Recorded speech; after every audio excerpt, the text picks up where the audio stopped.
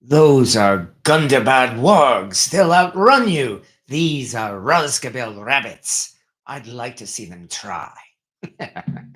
Yes, yeah. I did not agree with the portrayal of Radagast with the bird droppings, unfortunately, in his beard and the smoke coming out of his ears, unfortunately. But that one chase scene in the first Hobbit movie, I think that really actually made him a real character and not comedy relief. There's really, I wish there were more moments like that in the Hobbit movies, unfortunately. Hi there. Welcome, everybody, to Cast Iron Wednesday. This, again, is a long-running tradition that a number of YouTube cooking channels have been doing now for at least for the past several years at least. We've been doing, of course, a cast iron video on Wednesday, which is as good an excuse as any to have some fun here with cast iron, and I can certainly show you that I've been having a lot of fun with cast iron in the years since I started this YouTube channel, especially since I've been doing these live videos here now, going for somewhat more than 4 years. I've somehow been able to do cast a live video almost every week, except when the circumstances have required it to be postponed or maybe even canceled. But here we are again, and Happy New Year. Yes, indeed. Here it is, January 1st, 2025. And so we are, as they like to say, starting things anew. And so here we are again with our first of the month YouTube live session, which means essentially this is a discussion panel, or if you prefer, ask me almost anything. In regards to cast iron, at least, in that I am here really to have some fun. We're going to have a conversation here tonight and see what we can do to I guess entertain ourselves and learn and discuss cast iron. Whether or not it's collecting or or maintenance or identification or cooking, of course, all of which is on the table here, and we are very much encouraging folks to ask and answer questions here tonight. And hello to everybody who's been kind enough to show up here this evening. Teacher Man to Fish, I do believe it's been a while since I've seen you, so nice to see you again. And hello to Cynthia Wesley and Granny Graham, to be determined. And hello, Rick Stumbow, R.T. Scott, and Jim F. And yeah, I hope it's 2025 is a great, healthy year for everyone. I certainly hope so. And hello, Radagast. Yes, we were talking about you just now at the beginning of this video, weren't we? Happy New Year to Hogwild Cast Iron Restoration and Cast Iron IRL with Honey Badger. And hello, Zeb Circle, Pat Z, and everybody else here who has been kind enough to show up here to at least watch and lurk, or if not to actually take part in the conversations, all of which we very much encourage. Just thank you very much for visiting tonight. And I'll say one last time, I was a Tolkien fanatic for most of my life. I discovered Tolkien, the books, that is, back in 1976. And so I have indeed been a great fan of the books, really much longer than since the movies came out. And I loved the movies. I loved the Lord of the Rings movies. I was unfortunately not quite as enamored with the Hobbit movies. But that is, of course, a subject for another time because we're here to talk about cast iron tonight. And in fact, especially since this is 2024, no, 2025 now, no longer 2024. Yesterday I posted a short video mentioning some of the scores I had made in 2024. And I figured we might as well start things off by noting a few other pans that I managed to acquire in 2024. Not just to show them off, but if anybody wants to have a discussion and ask questions, I mean, please feel free to do so. Like one thing, I actually came across this, in fact, at Cracker Barrel in around April or so. And this was, in fact, on their discount shelf. So this is none other than the Yellowstone number 3 size cast iron skillet. And interesting that it actually has not just the logo on the inside, but it is actually a raised logo. So if you were to make pancakes or something in this, you almost certainly would get an indentation. Maybe I should move this microphone. Yeah, definitely should move this microphone a little closer here so that we can have a more general discussion. And at the same time, I don't want to hit that mute button. But yeah, this again is the Yellowstone skillet, and this thing had a price tag at Cracker Barrel of $15.99, but I got this for, I believe it was at least 75% off. So that would have meant that I paid like maybe $5 or so. So this was one of those things that I couldn't help acquiring, even though I really haven't had any idea what to do with it. I mean, since Yellowstone has apparently just ended, I suppose this year would be a good time to consider probably selling it and see what I might be able to get for it as one example there. Corey Clark, that's a cookie mold. It could very well be. I mean, after all, it is obviously a cast iron pan. But yeah, I do agree that it would probably be more like for making cookies or even maybe mini cakes of some kind with this. So that's only one example here. There is a lot. Yeah, that is a lot of iron. Hello, Drew Dism, if I'm pronouncing it right. Yes. This is indeed, well, yeah, a fair amount of my cast iron collection, which I've managed to acquire over the past 15 years now. So, yeah, and this is the result of being a guy who lives by myself with nobody to tell me, no, you can't get that. And so, as a result, I have been trying to keep it under control, but it's debatable of how much control I've been able to have over that. Yes, Cracker Barrel said it was anyway. Well, there is that. So, yeah, nudge me when I fell off or fall off deputies. Hello, Cynthia Wesley as well, and Fuzzfork8. That was one other piece that I acquired in 2024. And frankly, this has been sitting in my give it away pile, although I'm not necessarily going to be giving it away. As I said, I'm thinking I might end up selling it this year. So I guess that's one clue. I like to convince myself I'm not a hoarder in that I actually don't have a problem giving away and selling extra cast iron pieces from my collection. Here's a curious one that I believe I acquired this one at Brimfield, if I remember right. This particular pan here was very heavily encrusted at Brimfield, and I paid $10 for it. I just had the feeling that there might be something special to it. I don't know really how special it turned out to be because it actually turned out to be completely blank on the underside. It is definitely a number 3 size skillet, and my best guess it is an unmarked Wagner based on the shape of the handle here. But the fact that it has absolutely no logo or markings or anything at all on it except this little plus sign here underneath the handle. Otherwise, in a way, I was a little bit disappointed in that $10 probably might be a little much for even a vintage pan like this. At least in my case, I think, because I'm a cheapskate. Drew Dism, are the 3.5 inch or 6.5 inch cast iron worth it, or more of a collection piece? Yes and yes. I do indeed get some use out of my number 3 skillets. In that I have indeed been using these. They are really good breakfast skillets, for making a couple of eggs for breakfast, for example. They are also the world's greatest butter melter, and that's really what I use those tiny ashtray skillets for, probably more than anything else. And I know I have them around here. Yeah, okay, here are a couple of the ashtray skillets, in fact, as you mentioned, the 3.5 ones. Although these ones, in fact, are vintage BSNR skillets, advertising skillets, in fact. One has the Birmingham Stove and Range name on it, and the other one is from a famous but now defunct department store in Massachusetts, Spags. So, yes, these were indeed advertising skillets. And yes, for collecting reasons, I do admit I actually picked these ones up, even though I have occasionally cooked in these as well. Sometimes I've just simply put single eggs in each of these and just baked them in the oven.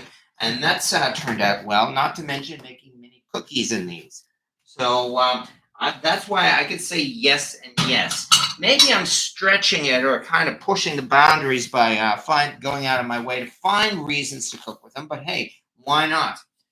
Hog Wild. The small ones are great for cooking an egg to put on English muffin or biscuits. Yes, exactly. I mean, granted, that makes their use kind of limited. I will say that, but for some people, as I said, sometimes we do find them to be attractive in that reason. Radagast. I like my number three unmarked Wagner. I picked up at an estate sale for $6. Yes, that would be a much better price for an unmarked Wagner, I think, than the $10 I paid for this one. So, but nonetheless, here I have it, and this is another one I have on my pile that I might end up trying to sell at some point, maybe this year or so. On the other hand, this is one that I definitely acquired intentionally this year, and I'm not going to be selling this one, even though this is just another advertiser skillet. I've shown this one out before as well. This is the BSNR Pit-a-Pat's Porch skillet, which my understanding is actually it comes from their Century series. So it's not from the Red Mountain days, which means it would be anywhere from the later 1960s or 1970s, at least until the 1980s. And they produced a large number of these little skillets here for this particular restaurant in Atlanta, Georgia. And Pit-a-Pat's Porch, for the longest time, for years, literally gave these away with meals that their customers ordered. And so as a result, a large number of these Pit-a-Pat's Porch skillets have ended up in antique malls and the like all across the country. Well, about as common as a vintage BSNR skillet can be with an actual name on it, which means fairly not too difficult to find. I think that's what I could say. But yeah, this is one of these ones that I kind of like had an urge to acquire, and so that was again more like my fault here. Honey Badger, my aunt used a number. No, I saw that one.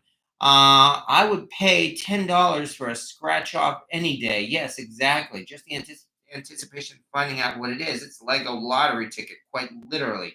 You never know if you're actually going to score or not. I'm taking my advice and staying home. Have you ever heard of Wit Hardware Company cast iron? I found a waffle iron with that on it. I can't say that I have, but the fact that it's a waffle iron obviously means it has to be vintage. So this may very well two possibilities. It could very well have been from a very small foundry in the around the early 20th century, or sometimes, not often, but sometimes, maybe the larger foundries might have actually made a waffle iron for them with their logo on them or their name on them. It's not common though. Keith Brookshire, were you able to get the countertop from your old apartment, or did you happen to find a match? Well, not a, no. Actually, it's more like I found a match. Yeah, that particular countertop I originally had with my original apartment, my not original, but at least the apartments that I was living in since 2010, and when I first started making all of these silly videos here on YouTube. And yeah, that countertop certainly did get a lot of attention. I lived in that apartment from 2010 to very early 2019. So as a result, that countertop got a lot of exposure here, and people really, really liked that countertop. And quite frankly, I thought it was quite attractive as well. So around for my birthday, I'm not sure if it was that year 2019 or maybe the next year 2020. I kind of went out of my way and I went to a granite stoneware company. The places where you can actually buy those granite countertops. And I actually went and bought one, especially so that I could have it again for doing presentations and videos and the like. And I took that piece of granite. It's actually called black Marinus, technically Marinase. I took that with me when I moved here to New York. So it's not the original countertop, but it is, I guess you could say, close to a match. Do you have a Smithy skillet? No, I actually do not. I'm sorry to say. Do you have the cast iron animal you keep in the oven when you bake? Okay, yeah, two questions. First, do you have a Smithy skillet? As I said, I do not. I've actually been kind of like very lucky in regards to these elite cast iron skillets that I do have in my collection. In that, I do believe all of those ones, except the large Blacklock skillet. I did buy that one myself because it wasn't outrageously expensive. But all the other ones I do have been given as gifts over the past 10 years or so. And in every instance, this was unsolicited, and I did not ask for it. I just did a video last week, for instance, where I actually celebrated the 10th anniversary of receiving this Finex cast iron skillet for Christmas. But especially for that reason, no, I do not have a Smithy skillet. Um, I would, because, yeah, quite frankly, I am a cheapskate, and I myself would not pay over $100, $200 or anything for one of those elite cast iron skillets. I mean, they are very attractive, and in each of these instances, when I was sent one, I was quite happy with it. But that's the reason why I do not have a Smithy skillet, even though I do have one from Stargazer, I have one from Field, and I have one from Butter Pat, which is now obsolete and it would now be Yeti. In fact, what was it? Like maybe about a year or so ago, one of the other persons on this channel was kind enough to send me a Lancaster cast iron skillet, and I actually did a giveaway on that particular one. But as I said, no, I do not have a Smithy skillet for that reason. That little cast iron animal you're talking about, my little cast iron salamander that used to live in my oven. Alas, I have to say, unfortunately, and I regret this, I lost him during my move here to New York. I'm not sure how that managed to happen, but I might have even forgotten and left him behind in the oven. But I'm afraid he was no longer with me, unfortunately. So, and yeah, in a way, I do kind of miss him as well. Ronald Coward, my kids surprised me with a number 16 Eddyville prison skillet. Okay, except that it's not a prison skillet, as I'm sure you probably heard on the cast iron identification group. But yeah, those unknown number 16 skillets, those gigantic, huge, incredibly heavy things.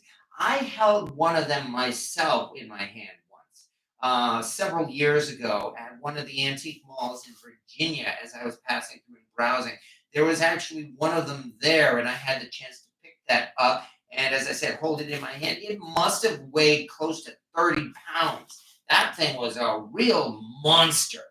And if I remember right, it had like a $250 price tag. So, no, I did not pick it up.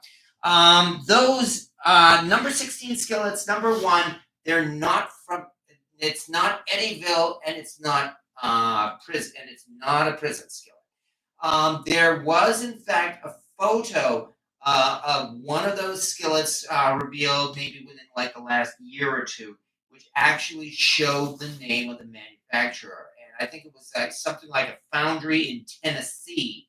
Tennessee Foundry might have even been the name for it. I'm not, or Southern Castings or something like that. So that actually proves there that no, it is not a prison skillet. The whole thing about the prison skillets is that really there has not been any documentation revealed in any way that can really tie any of those mystery skillets to any particular prison manufacturer.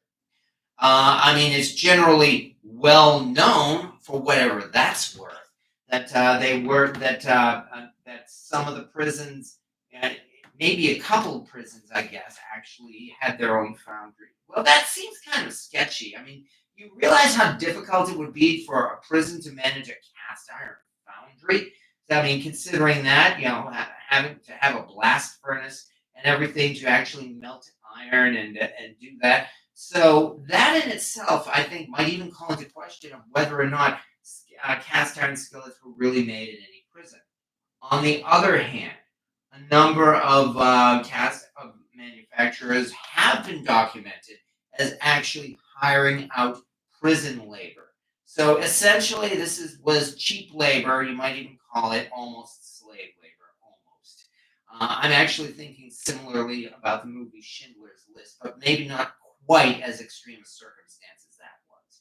But yes, even Birmingham Stove and Range in its earliest days, there has been documentation shown that they did in fact use prison conscripts, meaning that a number of those early Red Mountain pans were in fact made by hired prison labor. But the ones that are generally considered often rumored to be prison skillets, namely the ugly hammered pans, the southern mystery skillets, those there has been nothing to actually document and verify that these were in fact prison skillets. Likewise with the number 16, which is what started this little bit, that was in fact not made in a prison. And whether or not that's disappointing, I can only say that's the truth. Okay, you're talking about if you call it an Eddyville. Oh yeah, I'm with Tim.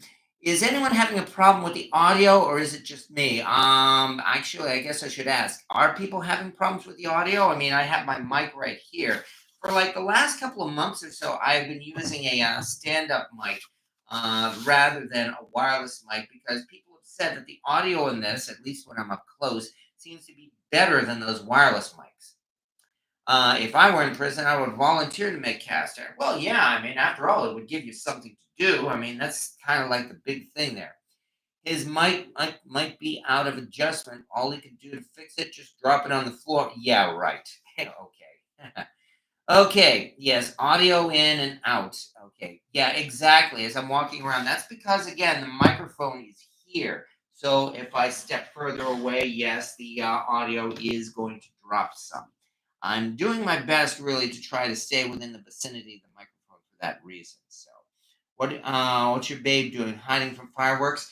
We did have some fireworks in my neighborhood last night at midnight when the new year came in. And I think Miss Mobley was hiding, but only very briefly. She has been around and she's still living in her place under the tree. Since we're probably going to be taking the tree down this weekend, she's going to be mad about that. All right. Let me check here first of all to see that I haven't missed anything. Sort of an echo sound. Okay. Let me see. Anyone have a problem with the audio? Can we get a Miss Mobley cameo? Well, as a matter of fact, she's not here at this very moment. When this video started, she went upstairs. I think she knows that every week I do this silly thing, and she just tends to just get out of the way when that happens. Otherwise, she would indeed be right there under the tree. All right, Southern Foundry, not Eddyville. Yes, exactly. Was gifted a Calamity Jane was just gifted a 7-quart large Dutch oven. Congratulations! Oh, pork and beans this weekend. Well, I certainly hope you like them. I mean, that is, as I've said a number of times, that is a dish that I am proud of. So, yes, thank you very much, and I certainly do hope you like them.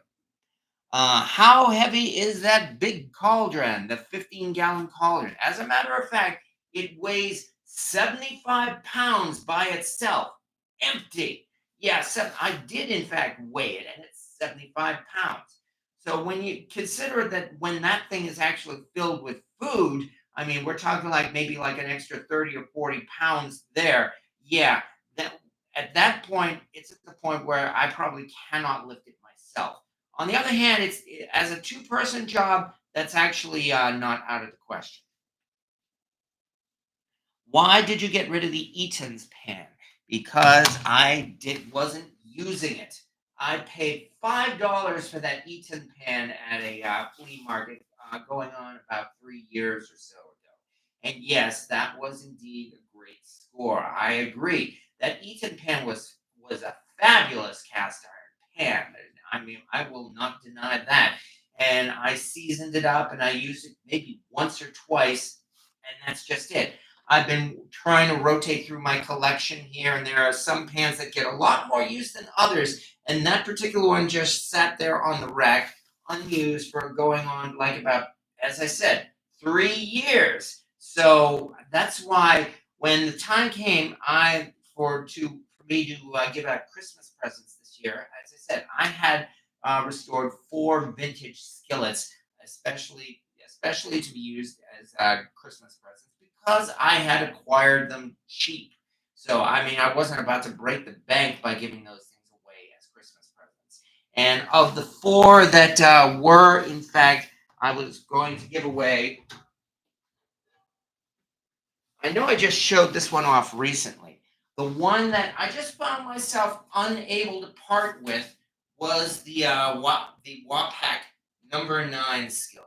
I just could not give this away as a Christmas present to someone who really, well, did not know about its history. And so as a result, I decided, okay, then I will have to give a pan away in its place. Finally decided on the Eton pan for precisely that reason. Number one, I wasn't using it. I have got so many #8 skillets that it is indeed difficult for me to get through all of them. And number two, I had only paid $5 for that cast iron skillet anyway. So, as such, I mean, even though I do agree that that is an excellent cast iron pan, I really did not have a problem giving it away. On the other hand, I still actually have to break this one in. I've seasoned it, but I haven't used it yet. You know, the thing is about this Wapak pan though, is this definitely, interestingly enough, especially among the on the side here, maybe even more than the cooking surface. This really lives up to the reputation of cast iron being glass smooth, and so that in itself is very impressive. But yeah, I definitely need to plan to break this in this weekend, and I'm going to check my recipes and see what I can come up with. All right, going through here. Okay, if you ever worked in a foundry in the summer, you wouldn't volunteer. Yes, exactly. Do you have a large sauce pot you can show? I do not have a large sauce pot. I have a Birmingham stove and range sauce pot. In fact, it turns out I have 2 of them, but not a large, unfortunately. So let me put this Wapak down.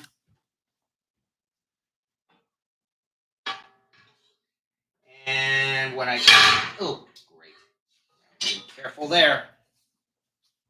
And what I can show is a Birmingham stove and range sauce pot, which I scored at Brimfield for $10. So yeah, this was definitely one that I did not want to let get away, especially since it came with a lid. This is a Century Series BSNR sauce pot, and it is a 2-quart size, and it actually has a matching lid. The lid, as I understand it, is a unique size, one that I've not yet been able to get to fit on my BSNR skillets here. In fact, I could probably even verify that right now.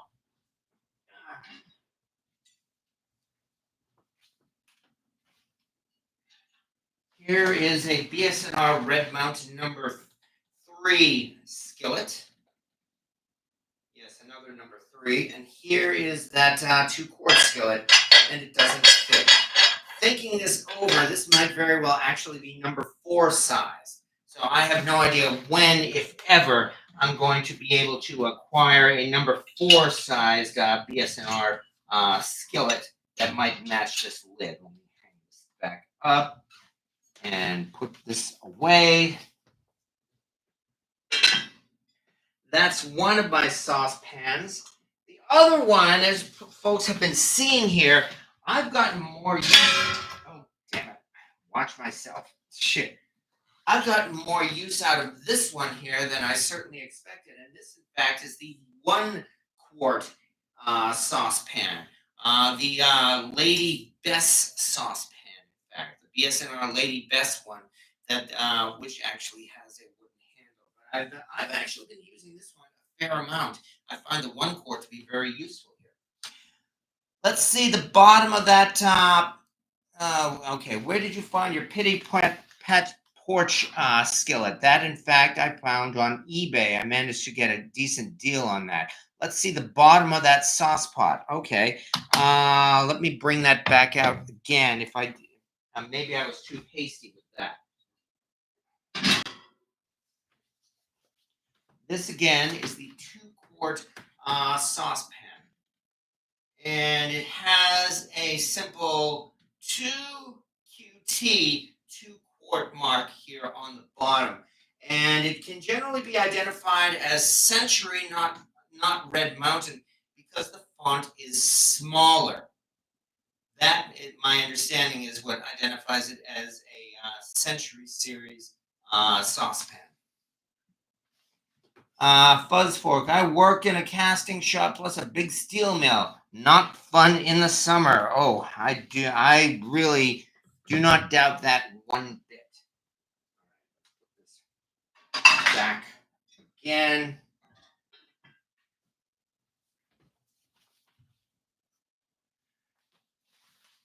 I thought that was a stew pot, not a saucepan. Do I have it backwards?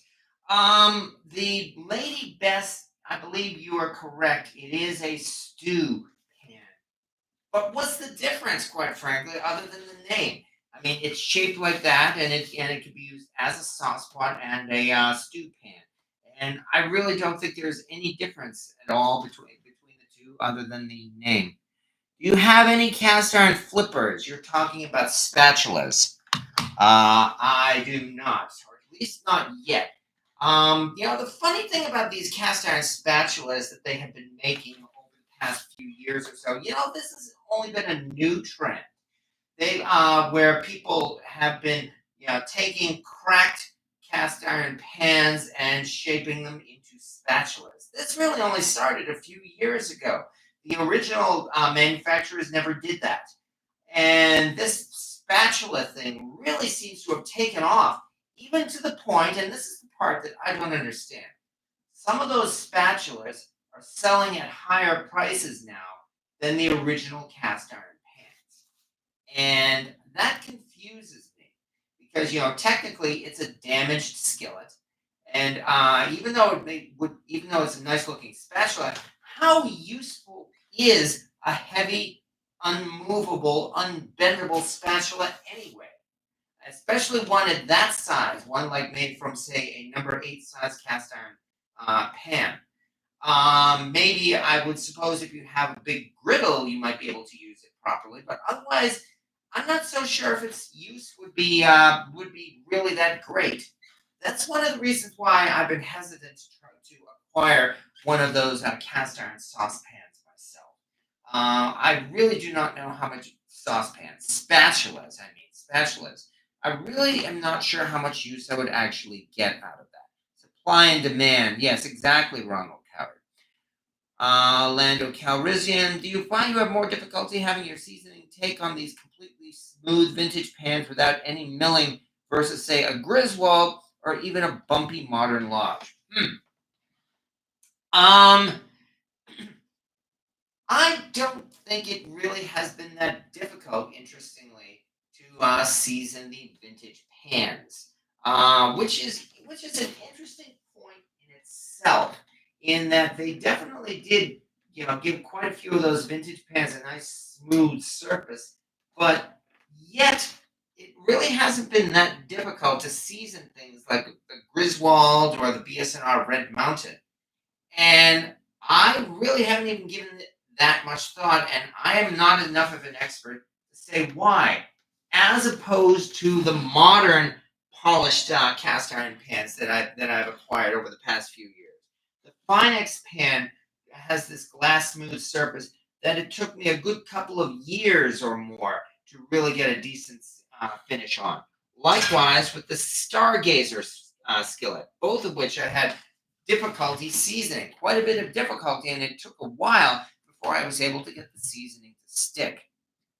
Azalea, my favorite spatula, especially for cast iron, is a very thin, flexible metal one. Remember when pulling off highest mask gloves and pinion? Okay, yeah, for a soft spot. Best spatula for cast iron is a fish spatula, very flexible. Yes, I have one of those myself as well. I'm thinking of getting a cast iron muffin pan. Well, if you can get a lot of use out of it, then certainly I would say you can certainly do it. Let me pull one out that I have available right now.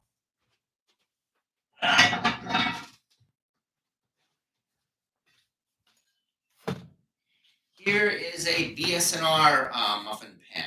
And the interesting thing about this muffin pan is that it is actually smaller than a Griswold or Wagner muffin pan. The actual holes here or the muffin cups are smaller, and this whole thing is smaller in size than a Wagner cast iron pan. Also interesting to note is that it's easy to identify if you know that this triangular hole here under the handle, that definitely indicates it was made by BSNR, which is good because this particular one is completely blank on the underside, and it does not have a manufacturer's mark or made in USA mark or anything like that. But yeah, that's the reason why I know this is in fact a BSNR muffin pan or popover pan, perhaps.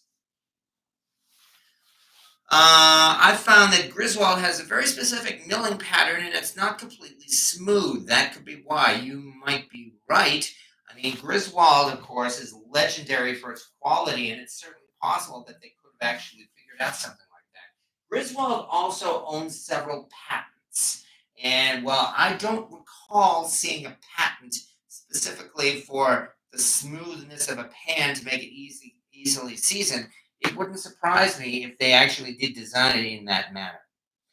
Radagast. I fried potatoes and brats in my unmarked number 10 Wagner. I wiped it out with a paper towel. I love that pan. There you go. And you're definitely getting some good seasoning on it that way. The best way to season your pans, regardless of whether they're modern or vintage, is to use them regularly. Please tell Mercy Happy New Year for me. Yes, exactly. Fatty Meats. Very nice. Hello, Fatty Meats. Nice to see you here. Okay, let me put this down. And we will continue from there. Okay. First, let me see if I've missed any particular questions here. Thinking again, cast iron muffin pan, best spatula. Do you find you have more having your seasoning take? Yeah, we discussed that one. Cast iron Kev makes them out of cracked pans. Thought it was a stew pot? Yes, I worked in a steel mill. Okay, where did you find your pitted pat porch skillet? I actually managed to find it on eBay. So I probably paid more for it than I would have paid for an unmarked pan, but I didn't pay through the nose for it. I do manage to purchase maybe about 2 or 3 or less cast iron pans off of eBay each year. It seems like. So I mean, I pass up a lot of stuff on eBay, and as you know, I have whined a lot about how the prices on eBay are quite often ripoffs. Every once in a great while, you can still find a bargain on eBay, but those are exceptional situations. Jim Glathar, you told me how to pronounce it, and I forget. Glathar, Glathar. Anyway, my vintage Griswold pans all taking seasoning excellently, even the small logo pans. Yes, the small logo pans, they've got this reputation for being poorer quality than the large logo Griswold. And in actual use, I would disagree with that. They are still outstanding cast iron pans. I actually think that some of the reason why the small logo Griswold is considered less valuable, even though everything Griswold has a ridiculous price these days. I actually think it's more because of the history of the company. Because the actual Griswold family finally sold out and just simply sold the company outright in the early 1940s when they switched over to the small logo because they were having serious labor difficulty. They were having trouble with their workforce, and so the management just decided to throw up their hands and say, "We're done with it," and they just simply sold out and retired. Whereas the company, in turn, then went through a whole lot of interesting history, shall we say? Throughout the 1940s and early 1950s, that's when they produced the small logo Griswold pans, which were still excellent quality pans. But as I said, I think it has more to do with history than the actual quality of the pans. The smooth surface has obvious advantages, but the rough surface has more flavor. Well, that's one way to put it, Brian Gilcrease. The rough surface does make it easier to season the pan too. There's no denying that, and that's why Lodge has. That's one of the big reasons why Lodge is still around today, and that they didn't actually declare bankruptcy around the year 2000 or so. The small logo Griswold are excellent users. Yes, Huggy, I try to rotate, but quite often I use a 10-inch Century BSNR, and I don't blame you there. I actually prefer my bumpy modern Lodge pans, frankly. Take seasoning better, just as non-stick, and they're heavier, so they retain heat better. Just my 2 cents. And here I agree with you on this, Lando. I mean, from using all of these cast iron pans, I'm finding myself to be more of a fan of the thicker, heavier iron pans than the light ones. So as a result, I will probably reach for a BSNR before a Griswold almost every time. I mean, that's why, for instance, I have a number 10 Griswold, large logo, and I have a number 10 Century Series BSNR. And I can definitely say that BSNR number 10 has been getting more use, especially lately, than the Griswold. Even the small logo Griswolds are climbing. Yes, they are. I mean, yeah. Well, we've already gone over how cast iron has gone through this renaissance, and its popularity has exploded over the past decade or so, more than a decade now. We're talking like probably at least 15 years now, at least. And as a result, prices of just about everything in vintage cast iron have really gone up, which is why you can find any antique vendor. If they find something that says Griswold, no matter what it is, they will mark it with a sky-high price. My heavier pans stay nice longer, Azalea, because no one else in my family wants to use them. Ha ha ha. Yeah, small logo Grizz are approaching large logo prices. Yes, indeed. I started buying the small logo Grizz back when I didn't know what the difference was. Love them, and yeah, and I've no doubt that you don't regret it at all, BK Tanner. And yeah, with the small logo Griswold pans, we're approaching the large logo Griswold. It's for that reason. It's because these vultures, the antique vendors who only go for the hot names and know nothing about the history of the company. That's why all they see is the word Griswold, and so no matter what it is, they will mark it with a high price. Patches got more mojo in his welded handle than your ragged lodge chef.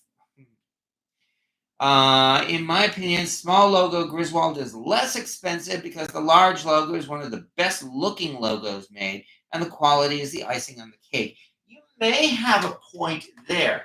The large logo is easy to spot at a distance. And if you know anything at all about the history of cast iron, it does seem like there seems to be these simple rules for most antique vendors. Old is good, big is good, old and big are better. And so it's like pretty much if it's old, it's good. And in some ways, that might even be the appeal of the older large logo Griswold and the Eerie pans versus the small logo Griswold. For that matter, with BSNR, that may very well be the appeal of the Red Mountain series versus the Century series.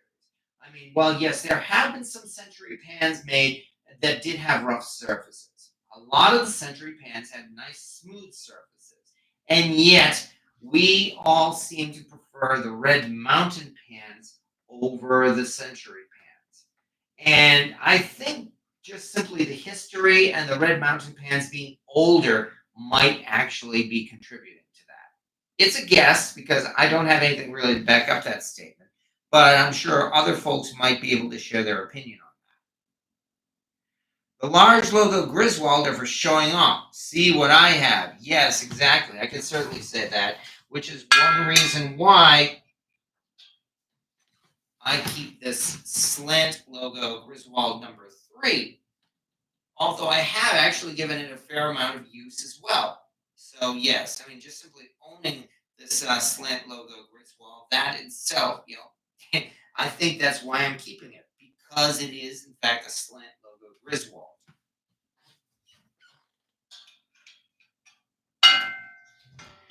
All right, again, moving on here. Small logos without a heat ring is less expensive. Yes, and that is also certainly true too. I don't think they made any of the small logo Griswolds with a heat ring. I'm having trouble thinking of any of the large logo Griswolds made with a heat ring. The Eerie ones did indeed have a heat ring. I've got an Eerie number 8 myself, but um, all maybe I'm just running a blank here again. In that I seem to recall just about all of the large logo Griswold pans having smooth bottoms and no heat ring. I won a large block slant from Louis. Well, congratulations there, Cynthia. Boy, he certainly has some interesting stuff in those giveaways of his, doesn't he? All right. Hello, sir. What do you do for work? I work a full-time job, and I will leave it at that. I'm a cubicle slave, and I am going to leave it at that. Rick, I had a kiddo run and have been listening. Oh yeah, yeah. Well, yeah, that's how it is. Really, Val. As you know, the kiddos tend to take up all of your attention, whether you want them to or not. I mean, there's certainly no denying that there. Show me yours, and I will show you mine. Yes, I'm not sure if we can get very far into that. I have seen a slant logo heat ring Griswold. I wouldn't doubt you, Corey Clark, but that must be extremely rare, which means it probably has an outrageous price. We're talking like what, $500, $1,000? These days, that sure seems to be what they're selling for. Huh. Was just curious because you have a big personality. Okay. Um, I'm. I will take that as a compliment, I guess. But thank you. Okay. What is the formula for calculating the area of an oval? Um, I am terrible at geometry. I would have to look it up. Google it. There is indeed a formula for that, and I do not recall what it is. I mean, I do have two BSNR deep fryers, yes, and I was able to calculate at some point or another that the BSNR deep fryer, the oval fish fryer, has approximately a capacity of about 10 quarts. And I don't even remember the where I figured that out. I think I might have even, in fact, gone to Google, and because, as you know, there are quite a few websites out there actually with that will do the math for you and give you the estimate of the volume of pretty much any shape you want. Radagast. My brother has large and small logo Griswold, but his favorite is the number 10 with the heat ring on the outside rim. Don't make me math. Yes, exactly. Lando, my uncle found a Magnolite small roaster in a dumpster and gave it to me for Christmas this year. It was warped, so I heated it to 500 degrees and hammered it flat with a mallet and then polished it. Well, congratulations on that. That may be the first time I've ever heard of someone actually repairing a warp like that. But then again, like you said, it was Magnolite. Every single instance I've seen online of someone trying to use a hammer to beat a warped pan back into shape. Every single time, it has simply broken the pan. It's given it a huge crack, or maybe even just simply broken it. I mean, when a cast iron pan is warped, it is unfortunately permanently warped, and it seems like any attempts at all to fix that tends to ruin the pan. Mask, protective eyesore, eyesore, wire wheel, a cloud of dust, instant gratification, wipe with penetrant oil. All right. Stepping out to finish setting up my venison stew. Nice. Yeah. Well, have fun, William Hurt. That's really, I can definitely say that. Boy, it's been years since I've had venison. In fact, I think even my parents were alive the last time I had venison. All right. Let's check again. Sorry, I forgot to write Wagner when talking about my brother's skillet. Fuzzfork, my big logo, number 10 Griswold, has a heat ring, making it around 1920 to 1930. Really? Okay, you are definitely proving me wrong there, and I don't have a problem with that. But I can only say in my defense, then I'd have to think then that the smooth bottom large logo Griswolds greatly outnumber the heat ring Griswolds.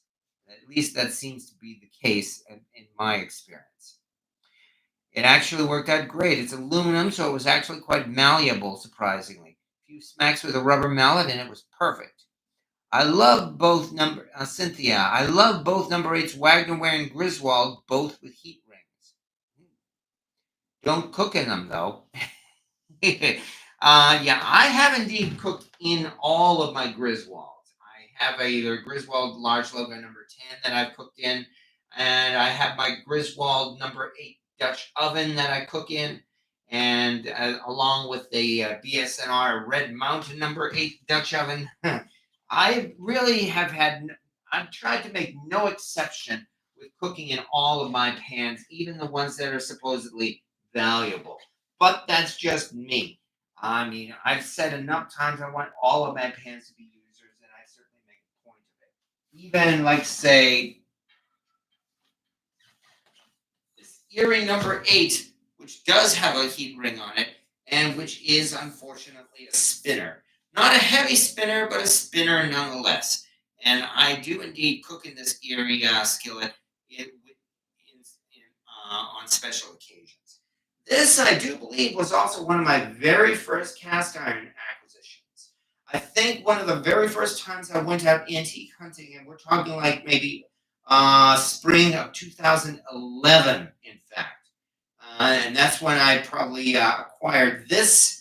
And I do believe one other Griswold, one other one that I think I ended up giving away later that summer. But I still am keeping this particular Eerie skillet nonetheless.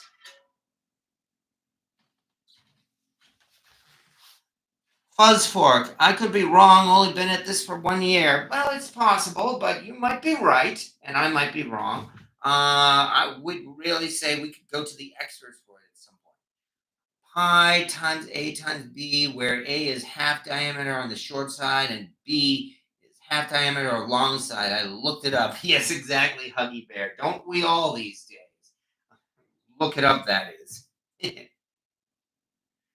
All right, that was in perfect condition. Well, I do my best to keep it in good condition. I think that's really the best I can say about that. I like that pan as a saute pan.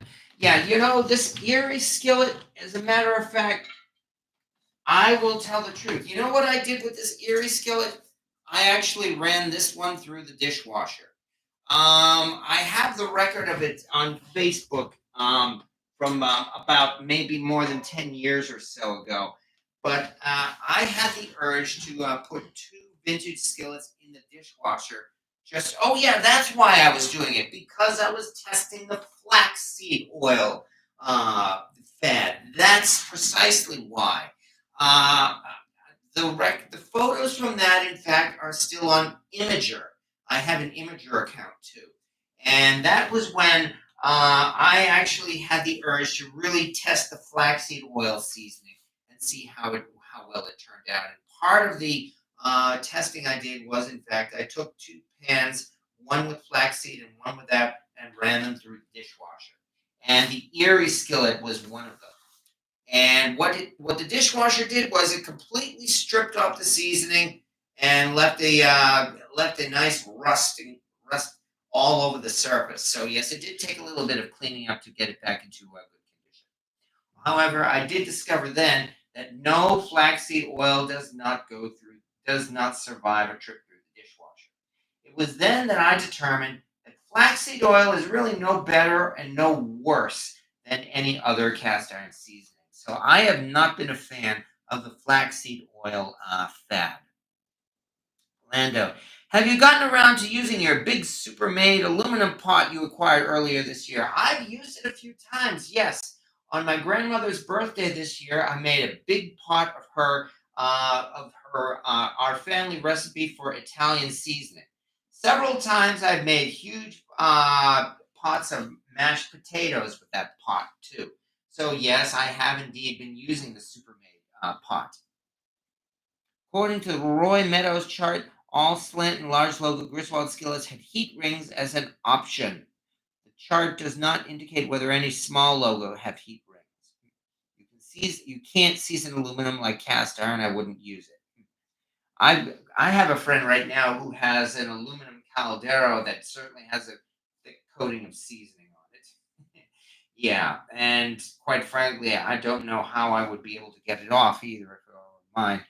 Griswold did away with the heat ring around 1930 as stoves went from wood burners to gas and electric. Exactly, Fuzzfork 8, and I will certainly agree with that.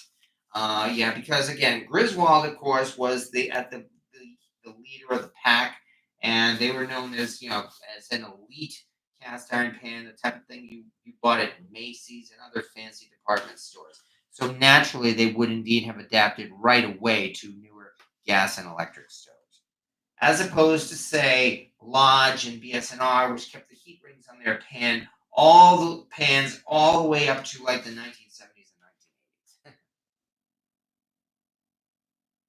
1980s. WD-40 is mainly canola oil.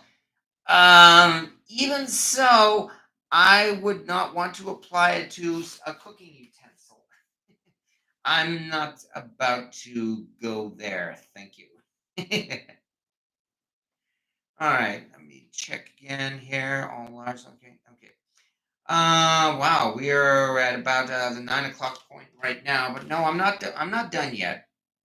Okay, Radagast. My grandma has a heavy aluminum skillet that she used all the time. It was her favorite. Well, congratulations on that. I can only hope you managed to inherit it, and that you continue to get use out of it. By adjusting your mic to try adjusting your mic to about a 45-degree angle.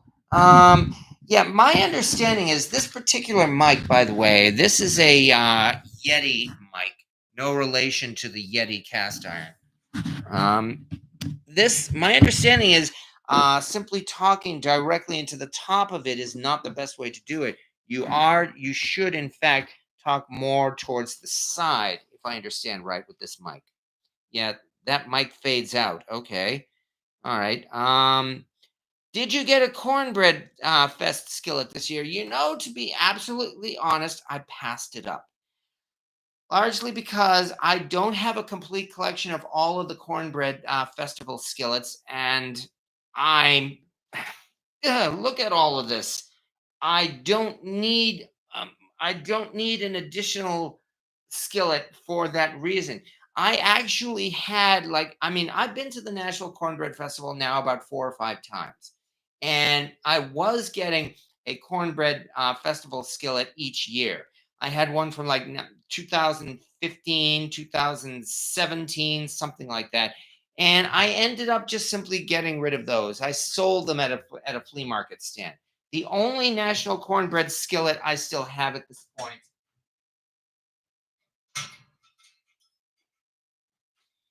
is this special one, the 20th cornbread festival skillet. So yeah, this is one of those ones that I'm definitely going to be keeping. I know that there is now a 25th cornbread festival skillet, and I don't have it, but I'm not going to go out of my way to acquire it. I'm happy with at least having one from the National Cornbread Festival.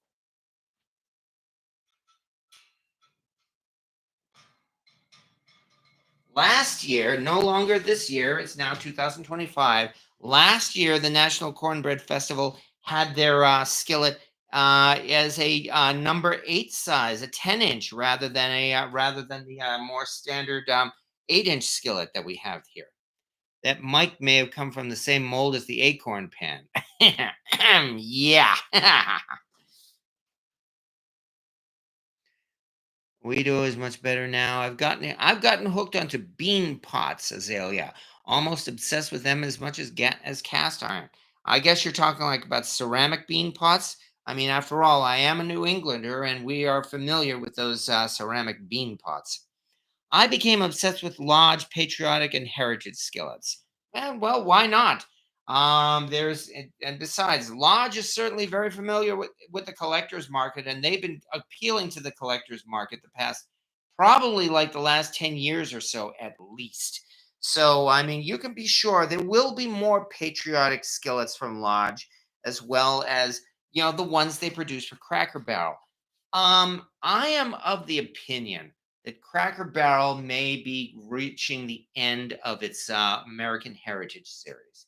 I have not seen any documentation or any announcements at all from that, but I'm thinking more of the fact that the last 2 years, Cracker Barrel has not had an original design skillet. Um, the last original design skillet that Cracker Barrel came out with was that wonderful Walking Liberty $half skillet in 2022, and I am so glad to own one of those. But the next year after that, in 2023, they re-released their American Seal skillet. They re-released this in a 12-inch size in 2023. This was the original one from 2015, which is, of course, is a 10-inch. And then last year, 2024, yeah, now it's last year, not this year. Hold on, my shirt caught on something. Okay. Last year, on the other hand,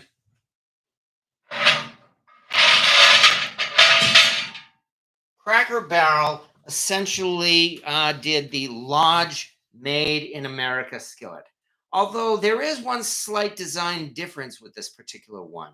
This, again, was the Cracker Barrel skillet last year, not the, it was made by Lodge, yes, but this was the first Cracker Barrel skillet that has the Lodge logo on it. It is, in fact, the same design as the Lodge Made in America skillet that they've been producing for the last few years, except that this one has a small letter font logo here on the bottom. This is in small letters, lowercase letters, rather than all uppercase, which is what you see on the Lodge Made in America skillet. And that is the only difference between the Cracker Barrel skillet and the Lodge skillet. I don't know if that's enough to make this a collector's item, quite frankly. I got this last year, again, because I succumbed to temptation, and I'm actually thinking that I'm going to find an excuse to get rid of it this year. Maybe I'll do like a giveaway around Memorial Day or something like that, perhaps. This way. But the fact that we have gone 2 years now without a newly designed Cracker Barrel skillet is making me skeptical and making me think that they might be approaching the end of their series, of their American Heritage series. Maybe it might not be enough. Although I was of the impression that these American Heritage skillets were good sellers, that they were almost always selling out. Nonetheless, it might be that the company have started to decide that it might be more effort than is needed. Maybe. I am guessing, and maybe they could completely prove me wrong this year. Okay, what am I missing here in this conversation? I use at least 4 of them at a time in the oven to maximize the energy. Oh, you're talking about seasoning, I think, sort of like the old Saturday been cooking. Okay. I'm convinced that a lot of the unmarked skillets were pre-1930 were manufactured for and marketed through the big catalog stores such as Sears Montgomery Wards. Yeah, that is actually well known that Sears in particular, they had the other manufacturers did indeed make cast iron skillets, especially for Sears, and they put them in under other names, such as the Puritan cast iron skillets, which were made for Sears, and they were made both by Griswald and by Favorite Stove and Range. That is well known. I distinctly remember myself being at an antique mall in, I think it was in Connecticut, about 10 years ago, and coming across a Griswold number 8 with something like a $45 price tag, sitting right next to a Puritan with a $15 price tag. And I believe that was, in fact, a Griswold Puritan. I picked up that Puritan, in fact, and I distinctly remember using it as a giveaway for one of the milestone membership goals of the cast iron cooking group. This again was at least 10 years ago, though. So, all right. I'm thinking about missing the Cornbread Fest and going to the cast iron convention in Louisiana. Well, that sounds interesting. I'd say have fun there. Baton Rouge, I believe. I got invited but couldn't go. It was the same weekend as my daughter's prom. What brand name are your wire racks? I have a silver Seville classic rack, but I like the black color of yours. I don't even know what the name of these racks are. So the simple truth is, I got them off of Amazon for what I thought was a very good price. In that this was about going on almost 4 years ago.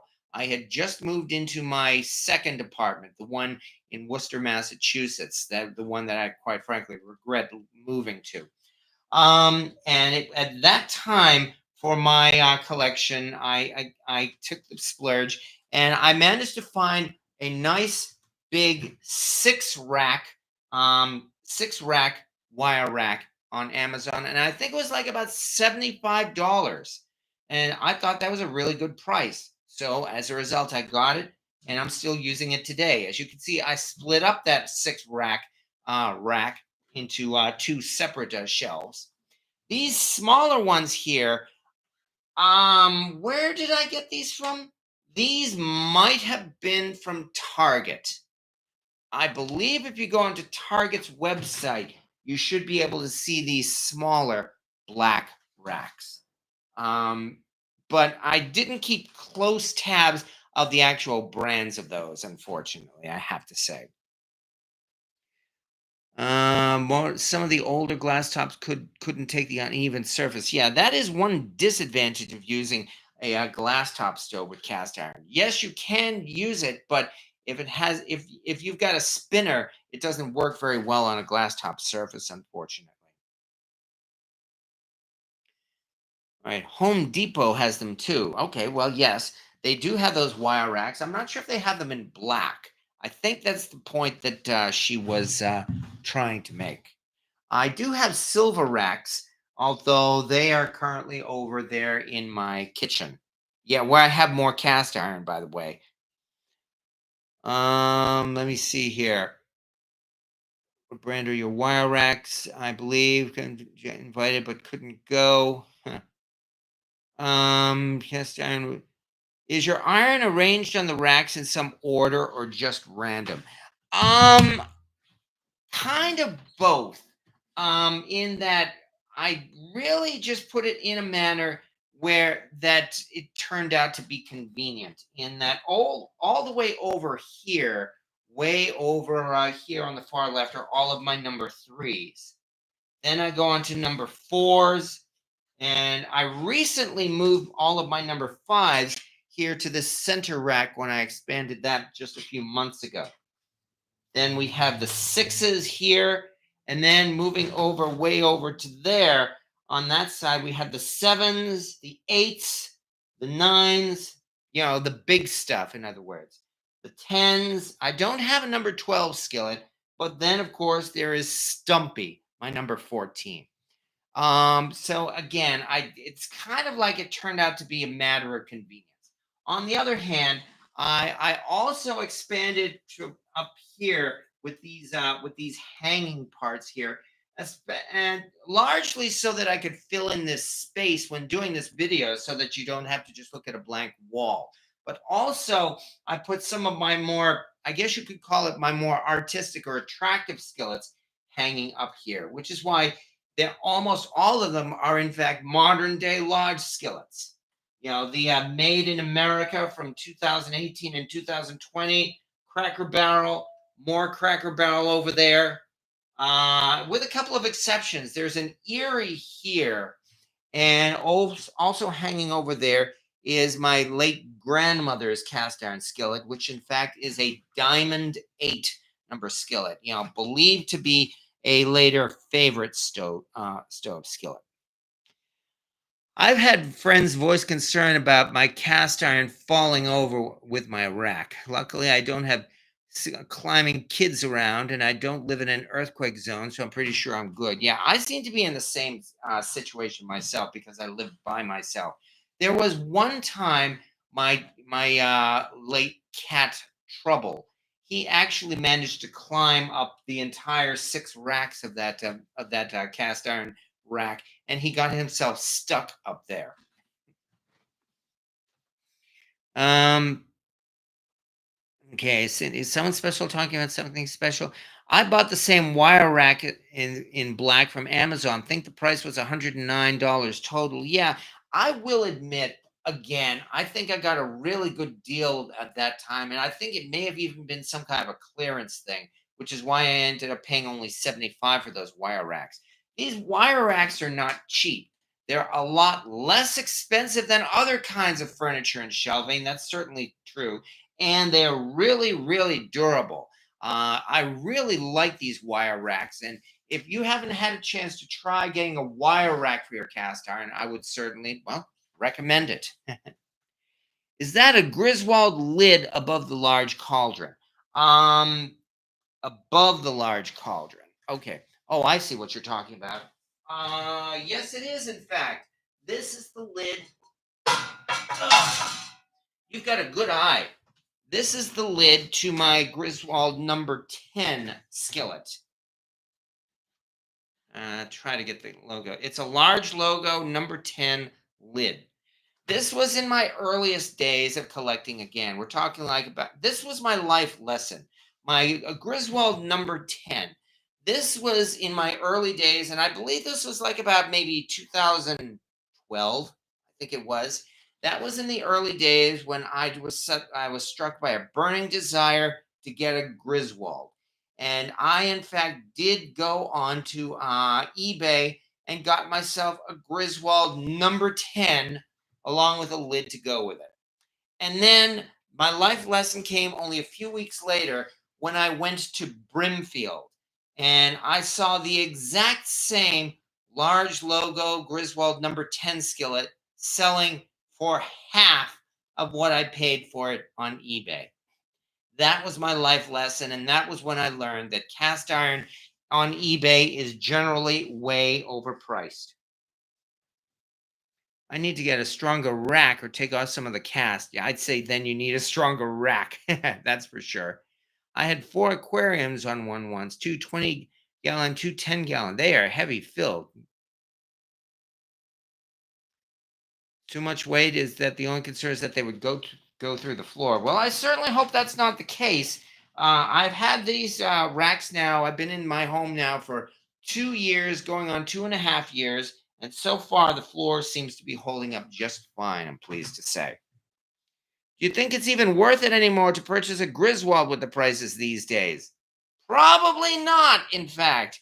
The only advantage you get of owning a Griswold is the collector value. I mean, we've already gone over how really just about any cast iron skillet is an excellent kitchen user. And there's really no reason at all with stocking your collection like I did with a lot of BSNR and Lodge, including modern day Lodge. And while I do have some Griswold skillets, I mean, I get a lot of cooking done with my BSNR pans. I mean, there is a lot of prestige and you get a lot of great feelings as well from owning a really valuable Griswold cast iron skillet. There's no denying that. I mean, that's a lot of what the appeal of collecting is, that you might be able to make a score like that. And I haven't been able to pass up on some scores as well, which is why I actually have several Griswold pans in my collection. But I'm I have okay, no, that one time when I bought that Griswold number 10 off of eBay, that was my life lesson there for Griswold in particular. I have never gone out of my way and spent that ridiculous amount of money for a Griswold ever since then. All of my other Griswolds have been acquired at much less prices. In some cases, I made a really good score, and I'm trying to think. I don't think I paid really very much for pretty much any other Griswold in my collection. All right. My Griswold number 8 Dutch oven, in fact, I found at Brimfield for $10. It was rusted and, I found it at the bottom of a pile of junk. Took a long time to restore it, but it did a great job. Lando, you got to keep your eyes open. Everybody knows it's valuable, yet I bought a number 8 small logo for $20 at a yard sale. Yes, you never know. That's the fun of the hunt. That is one of the great reasons why we go on the hunt, because you never know what you're going to find, and every once in a while you get lucky. And this has happened to everyone. I mean, I can pretty much guarantee that all of you folks, everybody here in this chat here, you probably have gone through this long streak of, oh, I never found anything. I've never found anything valuable in the hunt. And then when you least expected it, you suddenly stumbled across something that made your jaw drop, and you grabbed it up, and now you've got a prized piece in your collection. Just about everybody here, I can guarantee it's happened to you. It's happened to me several times. I don't know. I'm lucky. That's the only thing I could say. I was lucky. I really don't have any kind of a pattern or anything like that for really making good scores. And luck has a lot to do with it. Though the other thing, and I've said this before too, is about the cast iron treasure hunt. You simply have to love the hunt. You have to love and enjoy the treasure hunting itself. I mean, I enjoy going to antique malls and flea markets and looking around and not finding anything. I don't mind that. I like browsing through those places. If you're, I mean, just the thrill of the hunt, just seeing things, that I find to be very satisfying and a lot of fun. If you go to an antique mall and you actually come out feeling really disappointed that you didn't find something good, that's really not a good way to go treasure hunting for cast iron, because it means you're going to face a lot of disappointment. I go through very long, long stretches of finding next to nothing when occasionally a good score comes around. I mean, I've got my local flea market here, which is actually pretty good here in Binghamton, and I found a fair amount of pretty good stuff. I made 2 good scores earlier this year during the summer and fall, and I told you folks about that. That was when I found that Wapak number 9, for instance. Yet most of the time when I go through that place, I find just junk. In terms of cast iron, I usually find Asian made stuff, or yet another unmarked Wagner, or this one guy with a booth selling some pretty good stuff at ridiculous prices. Like a small logo Griswold for $50 and other things like that. But once in a while, that great score comes around, and I just consider that to be a bonus. I like going to that flea market almost every week, even though most of the time I'm just going to find junk. That's, I guess, the best philosophy I can give in regards to hunting for cast iron. Honey Badger, I got lucky when I first started collecting. People gave me cast iron, just get rid of it, or I'd restore the antique dealers that would pay me in iron. That's a good way to do it, no question about that. Also, hog wild. The lightest skillet I found is a size 8, is a Sydney cursive, 3 pounds even. Wow, that is something. Yeah, you find one when you are looking for something else. That's definitely the case. I can't disagree there. Every antique mall I've been to, if they even have a Griswold, tends to price them in line with eBay pricing. Yes, they do. You better believe eBay has changed the market, and definitely for the worse. So yeah, eBay, I mean, you can blame eBay for a lot of what these antique malls are charging. But what can you do? All we can do is keep hunting. I bought a goat, a chicken, and 2 skillets. That's one way to do it. I think I'm about to put more up after I finish the flea market this weekend. Well, again, good luck to you, Hog Wild. I mean, all you folks here who actually make a living, I don't know if it's a good living, but you guys who make a living in cast iron, I admire your tenacity. I admire you being able to take the time and effort to really do this, to find and acquire and restore these huge numbers of cast iron pans. I mean, I've only sold cast iron once in a great while. Um, I really just don't have it in my blood to sell. I enjoy the treasure hunt and I enjoy using and collecting, even though I'm trying not to go overboard. But I'm never really going to be a vendor. Okay. Even thrift stores are pricing high on iron. Yeah, exactly. Word gets around. That's exactly why, William Hurt. No question about that. I miss the 70s. Most pans were $1 per inch. Well, things have changed, like it or not, and there's simply no way around that.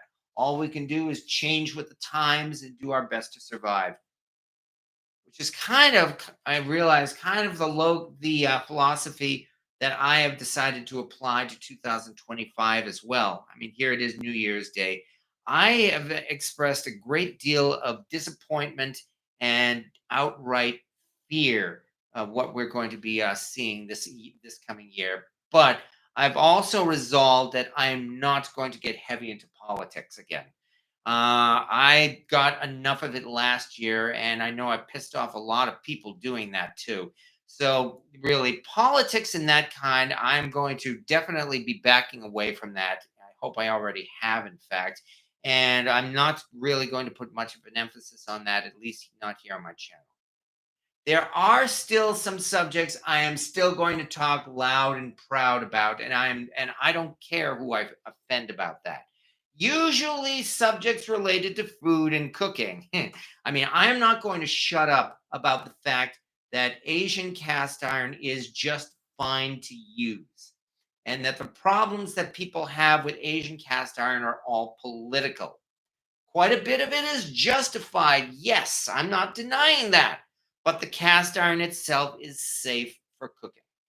Likewise, I'm not going to shut up about the fact that aluminum cookware is safe and that you can go ahead and use your aluminum cookware. You are not going to get Alzheimer's disease or dementia from using aluminum cookware. And I will continue to back that up, and I'm not going to stop saying that.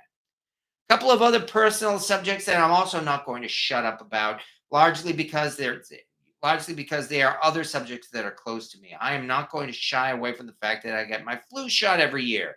I'm not going to shy away from the fact that I read banned books and I'm proud of it. But that's about as far as I'm going to go with the politics. Other kinds of politics I am staying out of. I definitely learned a lesson this past year, and not a good one. And it's largely because of that I'm going to be keeping quiet about politics. All right. Miss Mobley, New Year's Day sighting. No, Miss Mobley, New Year's Day sighting. Oh, no, Miss Mobley, she is fine. She is right now upstairs. She's probably curled up on my bed. But once I'm done here and things get quiet, she is definitely going to be back down here under the tree. She has been living under that tree. New Asian cast iron really sucks. Yeah, you could say that too, because a lot of it does suck. I'm not denying that either. In fact, if you look on Amazon, there's quite a bit of cheap Asian made cast iron there on Amazon these days. Much of which seems to look like it was made especially in imitation of large cast iron. But nonetheless, even that stuff, I mean, you could still cook with it. I mean, there's certainly no denying that. Okay. I think I learned the same lessons. Yes, exactly, Calamity Jane. And we'll talk about that some other time. Okay, but right now, let's just get through let's just console ourselves with the fact we survived 2024. One way or another, we survived it. And here we are again in 2025. And I'm definitely making it a goal to survive 2025, regardless of what happens, so that we'll be able to say hi to 2026. And that I don't think would be a bad resolution to make, namely that I'm going to survive this year, hopefully in good condition. But that is what I'm going to do. I'm going to survive, and I'm going to do my best as well to help ones closest to me if they find themselves in trouble. But on top of all that, I also resolved I'm going to have a lot of fun cooking this year, and I'm going to continue trying to discover new things. That's something I've had a lot of fun with, and I'm certainly not going to stop. In fact, just today, one reason why I decided to just do this ask me this Q&A session tonight is because I did a lot of cooking this afternoon. I have been seeing and getting close to a family, a new family of friends who have teenagers. And this family, in fact, is of Jamaican descent. So I've definitely been exposed to a lot of Jamaican cooking over the last few months or so. Today, in fact, they asked me to make Rasta pasta for them. And boy, did that turn out good. So here's something you want to look up. You want to try something new, Rasta pasta. Yeah, Rastafarian pasta. Because you know what it is? It's basically a chicken Alfredo with a lot of jerk seasoning mixed in with it. It's really that simple. I mean, it is in fact just that. It's a pasta. I use penna pasta, and chopped up and cooked up some pieces of chicken and seasoned them with jerk seasoning, and made a thick sauce of cream and Parmesan cheese. And like I said, what really ties it together is the jerk seasoning. It's really because of that. In fact, just today, I ordered myself a nice big container of jerk seasoning so that I can do a lot more cooking with that. So yeah, there we go. I'm still trying to discover new things. And I'm glad I did because that was a lot of fun and it tasted pretty darn good too. All right. What am I missing here, Radagast? I have my best luck at estate sales. I go to the last day of the sale and get cast iron for half price. I got a Le Creuset roaster for cheap. I gave it to my girlfriend. Well, congratulations on that. I have not had good luck with estate sales. I have not been to many estate sales, no. But I really have not yet made any good scores at estate sales, unfortunately. But that's just me, and maybe I should try going to more of them, perhaps. Kept in your coffee table volcano. Okay, Hog Wild, I will look you up later as funds dictates. I want to try the New Year's bingo and have 24 goals to do, not just one resolution. Well, best of luck with that. How did the enamel lodge cleanup from last night?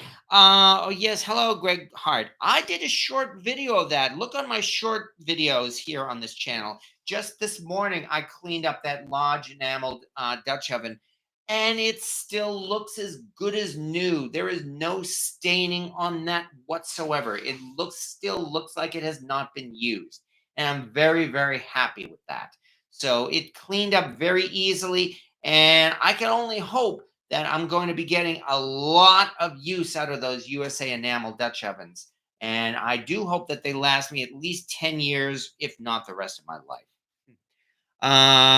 What bread did you serve with the Rasta pasta? Well, they just usually use regular white bread. I mean, they don't use like authentic bread, whatever that might be, because well, quite frankly, we don't have a lot of money, and often are shopping on a budget. But yes, but nonetheless, even so, I was happy to discover Rasta pasta, which is another thing that I am going to be making. Definitely going to be making that one again. One really happy and abundant new year to everyone. Exactly, William Hurd. And yeah, and I can see why you're saying that because wow, we've gotten on to 9:30 already. It's been an hour and a half. Oof, that's the thing. When I get into these conversations, it seems like I can just keep talking on and on. But nonetheless, it is true that once again, it is a weeknight, and the holidays are now over. Everybody's going back to work tomorrow, including me. So yeah, I really can't keep this up much longer tonight, I'm afraid. We do indeed have to get to bed. Badger did a video on purple cabbage. Ooh, yeah, I've had purple cabbage, but it's been a while. I like how mine cleans up also easier than the other Lodge enamel Dutch ovens. Yes, so far I will agree with you on that. But I do think that, like it or not, we're probably going to have to call this an evening because, like I said, I do have to get to bed, and so do many of us. Because again, back to work tomorrow. Trash day was delayed today because of the holiday. So tomorrow morning, that means I'm going to have to do my chores. I'm going to have to get up, clean Miss Mobley's litter box, and then take out the trash and the recyclables, and then get ready for work. Back to the grind. But not to worry. We will get through this because once again, I definitely resolve we are going to get through 2025. And having said that there, yeah, well, thank you again, Val's Black Cats. Yeah, I know. And there's so much more we could still talk about, like spiral potatoes for one. So I can only thank everybody once again for taking the time to, we could just relax. We just relaxed and had a nice discussion here tonight. And enjoyed you all, Cynthia Wesley, and Happy New Year to you too. To everybody else here who's been kind enough to show up here this evening, I can't thank you enough. I really enjoy these live videos, especially having you folks here to chat with as we're doing this. So thank you to everybody, to Val's Black Cats Cafe Rule, Val's Black Cats Rules, and Fuzz Fork 8, and Rick Stumbo, Cynthia Wesley, Brian Gilcrease, Clico, and yeah, I know those spiral potatoes, and Granny Graham, and Greg Hart, and RT Scott, and everybody. Yes, thank you so much. Have a good evening, everybody. Thank you very much for joining here. And well, what can we say? We will do it all again next week. And when I'm going to get down to some cooking again, and we'll see what happens then. But until then, once again, see you next Wednesday.